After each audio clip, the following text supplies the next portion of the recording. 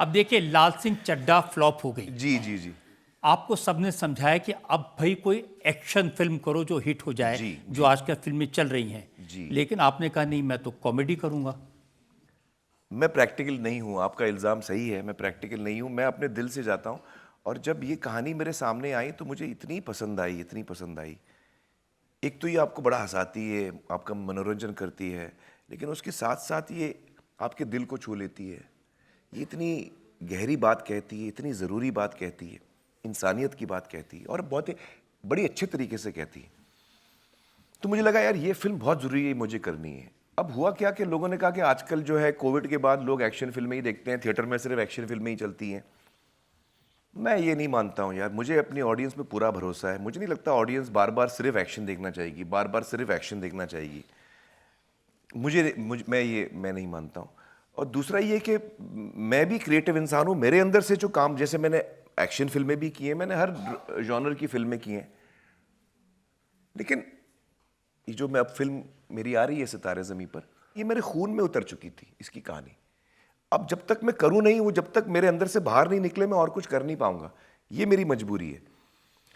तो मेरे हिसाब से ये बहुत ही इंपॉर्टेंट फिल्म है हमारे समाज के लिए।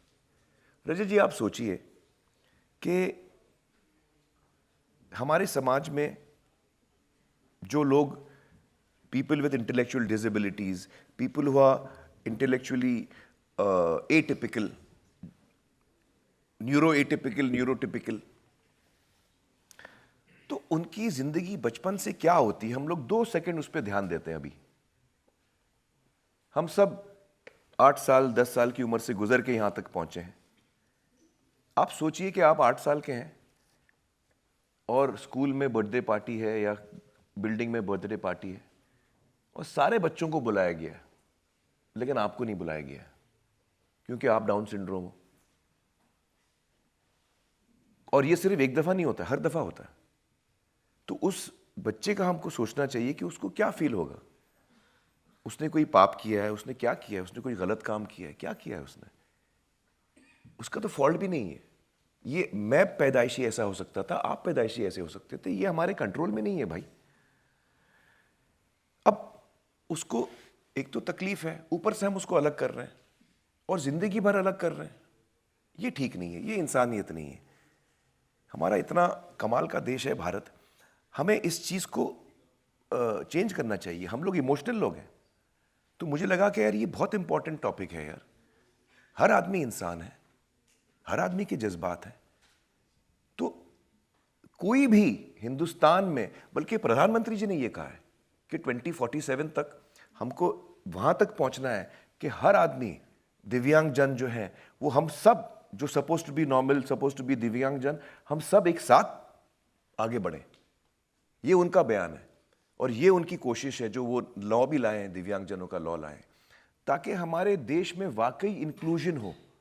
देखिए होता क्या है कि जब स्कूल में बच्चे को हम एडमिशन दिलाते हैं, तो तब से ये हम फर्क कर देते हैं कि यार ये बच्चे जो हैं वो स्पेशल स्कूल में जाएंगे, और ये नॉर्मल नहीं है तो नॉर्मल बच्चों के साथ नहीं पढ़ेंगे, ये स्पेशल स्कूल में जाएंगे। इससे 2 चीज़ें होती हैं। एक तो इन बच्चों को आप, उनके साथ आप नाइंसाफ़ी कर रहे हैं, उनको अलग आप रख रहे हैं, मेन स्ट्रीम में आने नहीं दे रहे हैं।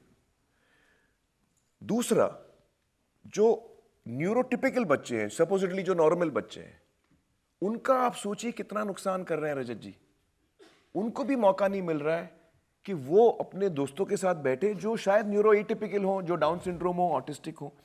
उनको भी संवेदनशील होना वो सीख सकते हैं, एम्पैथी सीख सकते हैं, केयरिंग सीख सकते हैं, उनकी मदद करना सीख सकते हैं। हाथ पकड़ के दोनों लोग आगे बढ़ सकते हैं।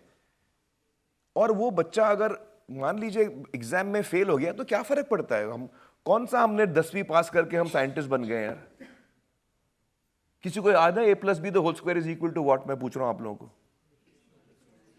a+b a² + b² + 2ab। हाँ, लेकिन वो इंपॉर्टेंट कितना है? आपने कभी लाइफ में यूज किया है? कभी इस्तेमाल किया है आपने? a² + b² + 2ab जो आंसर आता है हमारा, कभी इस्तेमाल नहीं किया है ना? तो अगर वो बच्चे को नहीं आता, ठीक है, अच्छा ऐसा नहीं कि नहीं आता, उसको शायद थोड़ा वक्त लगेगा। आपको 2 मिनट लगता है चीज समझने में, उसको 4 मिनट लगता है। बस हमको थोड़ा पेशेंट होना है, कोई बड़ी बात नहीं है। इससे होता क्या है कि जब हम बड़े होते हैं तो हम इतने अलग हमको रखा जाता है कि जब हम किसी को मिलते हैं जो हमसे थोड़ा अलग हो, जो डाउन सिंड्रोम हो, जो ऑटिस्टिक हो, हम उससे बात भी नहीं कर पाते। हमको डर लगता है कि कैसे बात करूं, ये क्या, कैसे ऑकवर्ड, हम ऑकवर्ड हो जाते हैं। ये ठीक नहीं है। तो ये न सिर्फ प्रधानमंत्री का ये ऐलान है कि by the time we reach 100 years of our independence, ये सब हमको पीछे छोड़ देना चाहिए। एज एन इंक्लूसिव सोसाइटी हमको आगे बढ़ना चाहिए। तो इस टॉपिक पे तो ये फिल्म बनी है। अब आप बोलिए कि मैं ये नहीं करूं, मैं एक्शन फिल्म करूं, सोचिए आप। आमिर, ये फिल्म मैंने देखी है और ये वाकई में कमाल की फिल्म है। बहुत इंटरेस्टिंग तरीके से बहुत बड़ा मैसेज आपने दिया और आपने जो एक्टिंग की है वो तो वाकई में लाजवाब है, बेहतरीन है।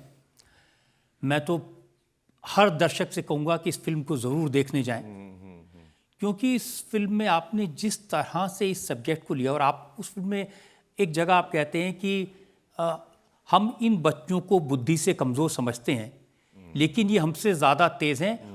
हम इन्हें सिखाना चाहते हैं, लेकिन इन्होंने हमें बहुत कुछ सिखाया। इन्होंने मुझे सिखाया। हाँ, बिल्कुल सही। एक्चुअली ये मेरे लिए तारे ज़मीं पर का दूसरा पार्ट है, पार्ट 2 जो हम कहते हैं। और कहानी अलग है, किरदार अलग हैं, लेकिन थीम वही है। ये फिल्म तारे ज़मीं पर से 10 कदम आगे जाती है। तारे ज़मीं पर में जो मेरा किरदार था निकुम सर का, वो बड़ा संवेदनशील, बहुत ही सेंसिटिव, केयरिंग आदमी था। इस फिल्म में गुलशन जो है वो बड़ा बदतमीज़ है, उसकी ज़बान कड़वी है, वो लोगों से झगड़ा करते रहता है, वो किसी का लिहाज नहीं रखता, उसको लगता है हमेशा मैं ही सही हूँ। दारू पी के पुलिस की गाड़ी ठोक देता है और पुलिस वाले को बोल रही है कोई जगह पार्क करने की। तो मतलब वो हमेशा सोचता है कि मैं ही राइट हूँ, भाई दुनिया गलत है। तो ये मेरा एकदम ऑपोजिट ऑफ निकुम सर है। और उस फिल्म में एक टीचर ने स्टूडेंट को हेल्प किया था। इस फिल्म में स्टूडेंट्स जो हैं वो टीचर को सही रास्ता दिखाते हैं कि सही अच्छा इंसान बनना क्या होता है। और हंसते हंसते ये फिल्म कब गुजर जाती है वो पता फिल्म नहीं रुलाती है, ये फिल्म आपको हंसाती है। तो ये मैं बड़ा एक्साइटेड हूँ। मुझे इतनी खुशी है कि आपको फिल्म ये पसंद आई है, आपने देखी है, और मेरी यही उम्मीद है कि हमारी देश की ऑडियंस इस फिल्म को देखे। और लेकिन आप इस फिल्म को सिर्फ थिएटर में रिलीज करेंगे, हाँ, ओटीटी पर नहीं? जी जी, मैं उसके खिलाफ हूँ। देखिए, मैं बड़ा लॉयलिस्ट हूँ थिएटरों का। मैं आज जहाँ बैठा हूँ वो सिनेमा हॉलों की वजह से बैठा हूँ आपके सामने, थिएटर्स की वजह से बैठा हूँ आपके सामने। मैं अपनी पीठ नहीं मोड़ सकता। मैं थिएटर के लिए, सिनेमा के लिए अपनी पीठ नहीं मोड़ सकता। तो आज जो वक्त है, हमने अपने पैर पे कुल्हाड़ी मारी। हम लोग इतना हमने छोटा विंडो कर दिया है, इतना छोटा विंडो कर दिया है कि कोई भी आदमी, मैं आपको बोलूँगा कि भाई ये आप मेरे से ग्लास खरीद लो भाई, और अगर आप नहीं खरीदते हो तो 8 हफ्ते बाद मैं आपके घर पे छोड़ जाऊंगा। तो क्यों खरीदोगे आप मुझसे ग्लास? यही हो रहा है ना फिल्मों में आज के डेट में कि भाई आप फिल्म देखने आ जाओ, नहीं आओगे तो हम आपके घर में आ जाएंगे। तो फिर आ जाओ भाई घर में, हम क्यों आए थिएटर में? से होगा क्या कि तो फिर थिएटर का पूरा धंधा ही खत्म हो जाएगा। थिएटर, ये बहुत दुख की बात है। हम सब बड़े हुए हैं थिएटरों में फिल्म देख के। एक थिएटर का मैजिक होता है, उसका एक जादू होता है। अंधेरा होता है, आप 300-400 लोगों के साथ बैठ के हंसते हैं, आप 300-400 लोगों के साथ बैठ के रोते हैं। अगर फिल्म पसंद नहीं आई तो 3-4 लोगों के साथ मिलके हम गाली देते हैं। जो भी है, जो it is a community experience, collective experience होता है, उसका अपना अलग मजा होता है। अब मैं अकेले बैठ के देख रहा हूं, क्या फायदा? तो मेरा ये मानना है कि वैसे तो आप जैसे देखना चाहें आप देख सकते हैं, लेकिन मेरा ये मानना है कि वो विंडो बहुत कम है। तो मैंने OTT चैनल्स के काफ़ी ऑफर्स आए मुझे, तो मैंने उनसे सिर्फ एक चीज़ कही, आप 6 महीने बाद मेरी फिल्म लगा दीजिए, मुझे कोई दिक्कत नहीं। लेकिन वो करने को तैयार नहीं। काफ़ी पैसा ऑफर कर रहे हैं, 60 करोड़, 125 करोड़। जी, किया तो था, लेकिन मैंने उनसे ना कर दिया। मैंने ना आपको पैसा अच्छा नहीं लगता?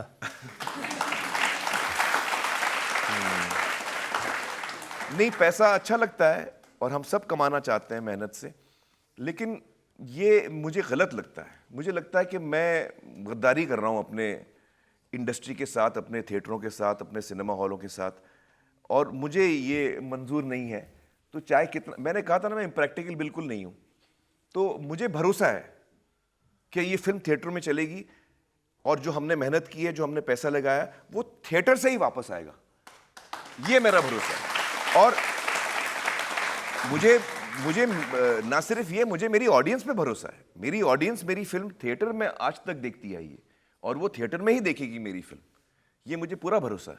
और हमारे देश में ऐसे लाखों बच्चे हैं, बहुत सारे परिवारों में आपको बहुत ये परिवारों में ये हैं, लोग उसको छुपा के रखते हैं। अब वक्त आ ये गया है। फिल्म देखने के बाद में लोग उसको डिस्प्ले करेंगे, बताएंगे ये हमारा देखो ये हमारा बच्चा। मैं चाहता हूं कि इस फिल्म के बाद लोग अपने हमारे परिवार में अगर कोई ऐसा बच्चा है तो उसको हम खुशी खुशी हम उसको और आपने जो रोल किया है वो वाकई में बहुत चैलेंजिंग था, बहुत चैलेंजिंग था।